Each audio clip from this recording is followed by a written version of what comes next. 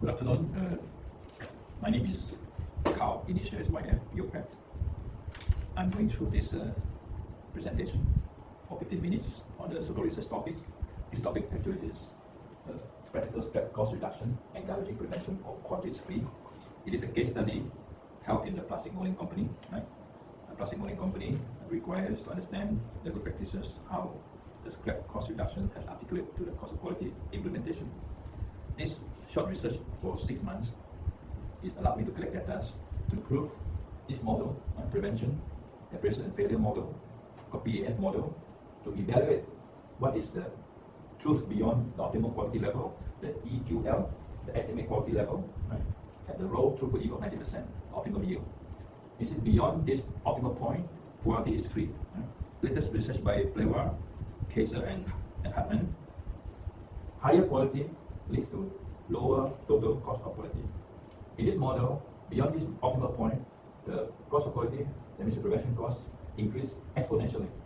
So this is a very short case study carried out to find out what it takes for a company to implement scrap cost reduction to encourage prevention.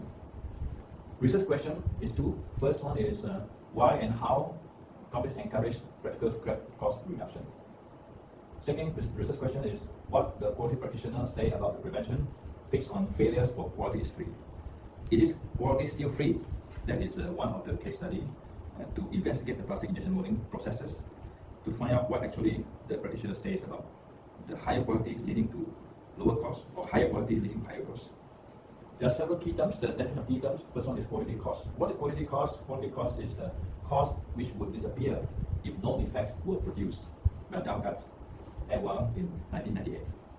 Second, the total cost of quality, sum of prevention cost, appraisal and failure cost, Campanella in the year 1999, and optimal quality is a delivery of the product conformance at the point where the cost of conformance bisect the cost of non-conformance and where quality is minimum by Clement. This is the consumption of quality cost taken from the literature. There are many perspectives. Some companies say it is 20% of the sales. Some say it's 2.5 to 5% of the sales. Some talking about 10% of the sales. And on average, it's 5 to 5% of the sales. It all depends on the nature of the industry and the type and size of the company. This conceptual framework actually is adapted from Parasuraman, where we're talking about this gap, the 5 gaps: gap 1, gap 2, gap 3, gap 4, and the gap 5. The purpose of this conceptual framework is to see what is the first gap, the top management target perception of quality with the QA manager. Right? So if the gap within these two is not consistent, the first and foremost is to settle this gap. Second gap is the gap between the QA quality assurance and the customer quality requirements. Now this is essentially the most important part. Right? The third gap is the gap between the QA and the actual quality delivered. Right? So sometimes the QA says this is what we do. At the time you can see during the case study, the defect is not articulated, trickle to the customers. And gap 4 is the actual quality and the product image. The product image is the design concept, right? It's usually affected by the brand.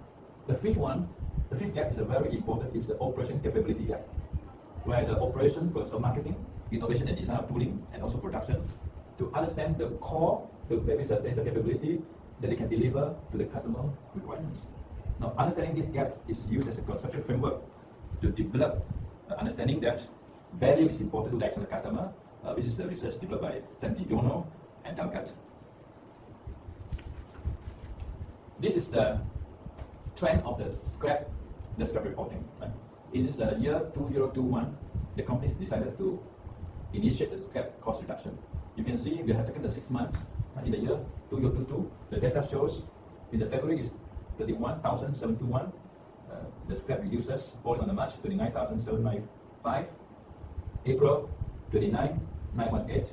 May 23,948. June 16,991. And July is 12,849.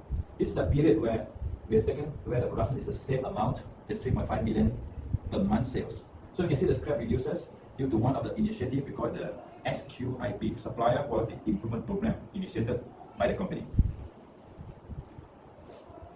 The survey found, the finding number 2 found that these are the 6 factors that can explain quality is important and what are the factors that is influencing the scrap cost reduction. And number 1 is the team of the 50 managers believe following procedure is important to remove defects. That means the defect are trickle to the post-processor or the customers. Second, we believe in training. We're training to the workers to deliver natural quality, to understand what is the quality required. Following the procedure and training becomes the 80-20 rules, which will help in the scrap cost reduction. Now we have one term called APQP, this Advanced Product Quality Planning. It is a project management tool where the design is managed by a project. During the design, we have one of the specific skill called DFM, Design for Manufacturing, to determine what is the stability of the tool. 40% here, talking about involvement in CIP. CIP actually is SQIP, is Continuous Improvement Program. They believe the engagement has helped in the scrap cost reduction. Now following is awareness of COQ, cost of quality. Plastic molding, injection molding was actually researched. Only 40% of the 15 participants is aware of the corporate COQ, but they do the minimum scrap cost reduction. Finally, only 33%, that means 4 out of the 15 participants agree quality is free. The others do not agree or may not agree due to certain constraints. Finding number 3, explain the thematic analysis of 15 participants. We have Shrida, the financial manager, Teo, operation manager, Amirul, customer quality engineer, Hafizuddin, the quality engineer for e-process, Mr. Sega, for facilities manager, Lu is a plant manager, he is the boss of the company, Rohani is a senior HR manager, Kovin, senior sales manager, ID, productivity engineer, Razila, QA manager, Noliza, quality system manager, Siyitan, materials manager, Rahiza, production manager, Kesa, HR manager, and JW Tan, the IT manager. From the semi-structured interview, we have come up with all the verbal themes, right? 15 of them. Then we summarize into the gist. We have carrier examining, scrap reduction, 4, and the machine quality, affecting the scrap, need more incentive, prevention, external standard, quality cost impact by the materials. There's no standard or no involvement in the cost of quality. We come up to the formal 6 themes, right? Organization performance is a key, then incentives, incident prevention, the second key area, compliance to the customers, material quality, and no standard in IT or HR. These are the themes from the semi-structured interview. This prevention breaks into 2. One is called incident prevention, means they prepare prevention prior to production using advanced product quality planning. Another type of prevention is called leak prevention. Leak means we prevent the operators to deliver the defect to the post-processor. Now this case study has found prevention is a key and break into 2. Once inside the production itself, the operator in the molding process, they use documented instruction. The learning here, just now mentioned in the first slide, 80% of the participants responded believe documented instruction provides the key to quality. So during the training, the documented instruction is used during the training for the production manager, and also the QA manager using documented instruction to train the inspectors for the quality inspectors. Indeed, the training portion of the operators is taken over by individual functional manager, by production, and also by QA. HR manager does training before. They only do what they call indoctrination of the new workers. So minimal training at the HR department. Major of the training is directly built at the production process. Now look at the point here, X is inspection shifting to operators. The X used to be a one area where after production, they said, I produce a part, you inspect. Now the X is shifted inside to the production. Now become a concept of I in the process achieve completion by injecting material quality into the inspection. Advanced product quality planning is actually planning quality, looking for the stable design to make sure all the feedback is being planned for at A, and at B, the production actually manage the process to make sure no defect, right, trickle to the post-processor. Now this is a very unique finding during the case study to split prevention into 2. One is called incident prevention, the second is called leak prevention. This is another finding for the cost of quality reporting, right? The cost of quality has been used by the present case company and rough estimation.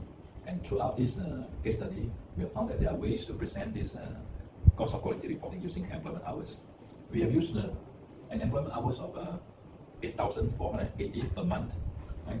And this another one should cost using 80% lesser. That's 6,784 hours. We have a total cost here of a month 235,500, right? And then we have a vector. Vector shows you the number 1.0. If there is a 1.0, that means it's purely variable. It is a 0.0 is purely fixed. It means it's a real fixed prevention cost. If it's a vector of 0.6, means it's a spread of a 0.6 and variable 0.4 is a prevention cost fixed. The total of this fixed cost we calculate for the month is 72,700. And the variable cost is 162,800.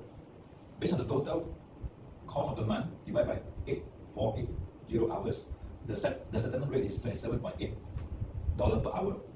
Then the fixed cost is $8.57 per hour, and the variable cost is 19.20 per hour. Now we have a should cost in the case that we have used lesser than 100% of the hours. So by assumption we're using 80%. That means instead of 8480 hours, we use 6784 hours. So we have calculated also the fixed cost is actually higher, right? Slightly higher than the 7270, and also the variable cost is lower, right? In this case, because we use a lesser variable cost, and it's calculate also the total cost for the month is 215,500 instead of 235,500. Then we have the cost per hourly rate. The fixed cost is now 11.60 compared to 8.57. The variable cost is now 20.1 instead of 19.6. Overall total cost, the rate per hour is 31.77 compared to 27.80. Now this is the estimation of the cost presented into the employment hours and also the consumption hours. So we have two types of variance. There's one, the employment variance, the hours spent, and also we have the consumption hours, those variances. The summary of what we have from the previous table is the total cost based on the hours.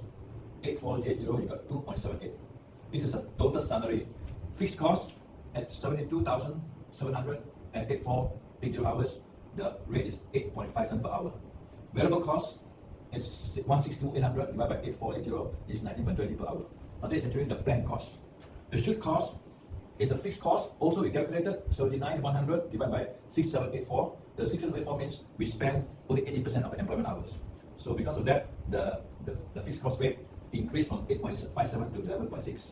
Variable cost is 136,400 divided by 6784. The variable cost increased to 20.10 from 19.2. And the total cost is 31.77 compared to 27.8. Compared to actual cost, then we have 30.52 per hour. So this per hour rate will tell us what should we do to earn more hours or to spend more hours or to spend less hours. So there's a choice to decide what are the cost of quality. This is the variance. From this case study, we found there are two variances. It's called employment variances and consumption variances, which has simplified the cost of quality so-called reporting to very much extent that we can find what is the employment variances and the consumption variances. Now we have total 8 items to calculate to derive it to the total variance.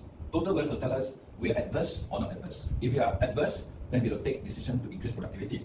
Now first one is the planned cost allocation rate, which is the basic planned cost per month is 235,500 divided by 8480. You have 27.8 per hour. It's very straightforward calculation. The degree of employment, suppose it to be 80%, for example, is a 6784 divided by 8480 is 80%. Sometimes the production increases, or sometimes the production also reduces. The charge plan expenses, so if you're using 0.8 times 235,500 allocated per month, you got 188,400. Or you can use 27.8 from here times 6784, you also get 188,400. Now variable plan cost rate is actually the variable cost 162,800 divided by 8480, that's 19.2 per hour. Now we are going to calculate the should cost. Should cost actually is the fixed cost 72,700 plus 19.2 times 6784, you get 202,953. That's your should cost. Now we are going to calculate these two variances using the previous calculation. Now what is employment deviation? Is actually the charge plan expenses minus the should cost. The 188 minus 202,953. That is the adverse of 14,553. Then we have the consumption variance, the should cost minus the actual cost. 202,953 minus 207,053 is adverse 4,103. Total variance is a minus 14,553 minus 4,103. We have a 18,656 adverse. So these two variances has simplified to the body of knowledge of reporting. It's just a tedious work, doing all the calculation, but we have only come with the total summary of two variances, and we determine what's the total variances for the management to take decision, what shall we do.